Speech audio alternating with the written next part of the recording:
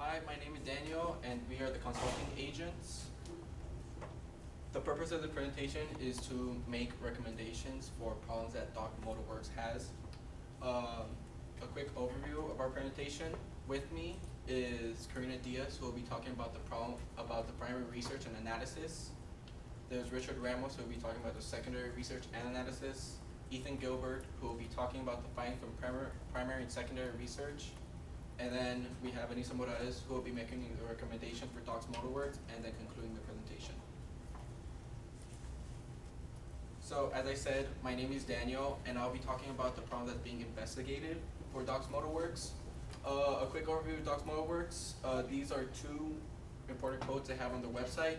Since 2005, Docs has been the neighborhood for bar and grill in Texas. And we're not just another bar and grill, we are your neighbors. What DocMotorWorks is trying to do is that they're trying to bring together people from the Austin community. And so, but they're having a problem recently with their dinner crowd. So they want customers to know that they're more than just a bar and a grill. They want people to know it's a family restaurant. So their goal is to draw in a bigger dinner crowd and to let people know about their new dinner menu. So now I will pass it on to Karina, who will be talking about the primary research.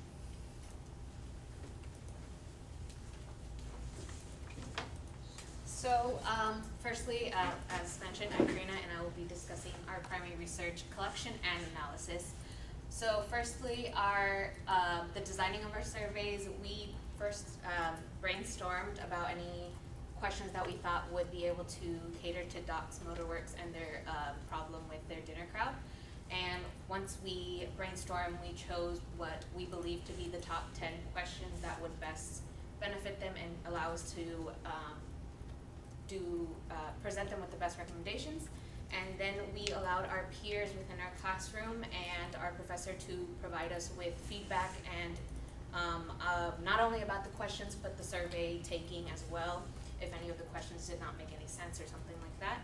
We then revised our surveys once more and we sent them to our client for approval and any more feedback. We then revised it a bit more because there was some revisions we needed to do, and we finalized it and it was ready for distribution. The way we distributed our surveys was both online and in person on paper. And we chose the St. Edward's undergraduate student population because of the convenience, and the undergraduate students make up about 3,590 people, and we each distributed 75 surveys, making a total of 375 surveys that were distributed in person and online. Online, we distributed a link to our friends and peers in classrooms or on social media, and in person, we also did the printed copies in the classrooms. And we were returned with 307 surveys. And then these are some examples of our questions that we included. What price range are you willing to pay for a meal at a sit-down restaurant? Have you been to Docs in the past year? What characteristics do you most associate with DocMotorWorks? And what apps or websites do you use when looking for restaurant reviews? So then for our primary research analysis, what made a survey invalid was if at least one question was not answered or had too many responses. So if a question just had no answer to it, or one that did not allow for multiple responses, it was considered invalid. This only happened with our paper surveys, because online we had it set to where you could only respond to that certain amount of allowed. And with that, we only had 4 invalid, so we were left with 303 valid surveys. And in order to achieve a 95% confidence level with our 3,590 population size, we needed at least 300 surveys, which we did obtain. And I will now pass it off to Richard.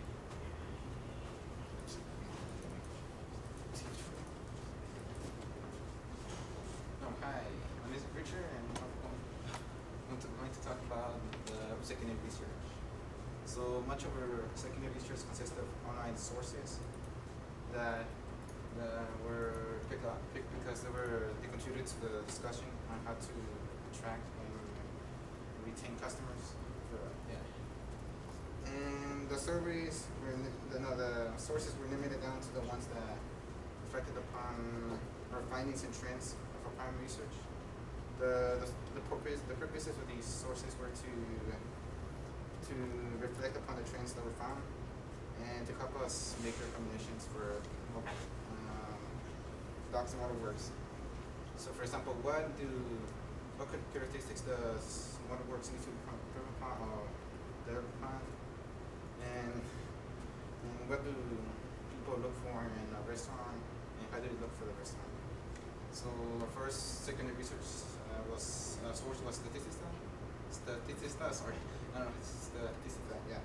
So what we found in this source was statistics related to the questions asked on our survey, and this allowed us to determine what characteristics Docs and Waterworks into a print upon, and that allowed us to compare the San Luis population to the overall U.S. population to determine if there were any similar trends, and we found some, for example, people really find significant the location and the prices of a restaurant. Okay, and our next source we used was Prosector.com, and this allowed us to find information related to how to attract college customers to Docs Motorworks. Much of this related to marketing and promotions. Because without marketing, how do people know about a product or service, right? Or the customers and the promotions, like who doesn't like deals, like for example 1-to-1, buy one get one free. I know I do. Yeah, and yeah. Okay, I'm gonna move on. Okay, I don't know. Yeah. So next secondary source is Mashable, and what we found this source was information getting on how to market a restaurant via Facebook, and key factors in this were communication, visuals, and engagement. Like for example, when someone goes to Facebook, they expect to see an attractive page, right? They don't want to see something. I don't want to use appropriate language. Something very awful looking. Yeah. They want it to be. The person wants to be able to like move through the pages easily and find information. Like for example, where is it? How can I call this place to ask for the prices? And also we found some tips on for restaurants and how to write effective posts, such as what post is appropriate. Right? For example, you should like put a picture of the food, like a real picture of the food, not an awful god-looking picture of food. Yeah, because you don't want to go to a place where they serve really awful food or where it's unclean. Yeah. So now I'm going to move over to Ethan Goldberg. He's going to talk about the findings. Okay, here. As Richard said, my name's Ethan. I'm going to talk about the findings. So our main findings were most students, or those who we surveyed, go out to eat 1 to 3 times a week, or a month, sorry. They usually go around the beginning of the weekend, which is like Friday, Saturday, somewhat on Sunday, but it's mostly Friday and Saturday. They're willing to travel up to 10 miles, which is great for Docs, even though they're down the street from the campus. They visit usually during the times of 5 to 8 p.m., which is around the dinner time, which is what Docs is trying to get more clients. I'm going to show a bunch of graphs of how we came up with these conclusions. So 163 of our surveys say that they go out to eat 1 to 3 times a month. Out of all the surveys, it was clear that Friday and Saturday are the popular days to go out to eat. And like I said, 5 to 8 p.m. is the popular time to go out to eat when they do want to go to a restaurant. And they're willing to go 10 miles and sometimes further, but mostly between 6 and 10 miles. We gave our surveyed audience the choice to rate what is most important when going to a restaurant. Price range was 4th, so it's not really important to most people since you are going out to eat. Oh, I'm sorry. Other way around. Price range is the most important, and dietary restrictions is least important. When talking about open seating or reserved seating, there's really not a preference. It's not a big deal to most of the people we surveyed. 72% of the people we surveyed have not been to docks in the past year, and 27 have. When they think about docks, so this is a question about their image and how they see docks. About more than half of them see it, or more than half of them have not been to docks, and about 5% of them think of it as a dinner place to go, and 20% think of it as a patio. The most way that people will see docks or find reviews on restaurants would be Google and Yelp. And I'm going to pass it to Anissa for recommendations.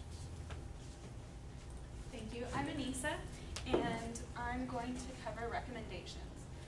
Going into this, we actually considered more recommendations. We found that through our primary and secondary research, the main problem was actually getting the word out about their new dinner options. So we also considered options like print media and social media. After looking at their social media pages, which they just have a Facebook page, they were posting consistently and at a good rate, so we don't believe that was an issue.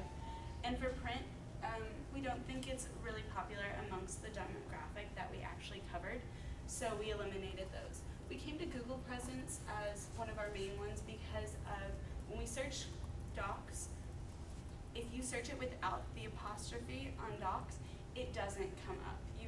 It's not even on any of the first 3 pages of Google, which is a major flaw because so many people will type quickly and leave out like a punctuation, and then they won't actually come to the site.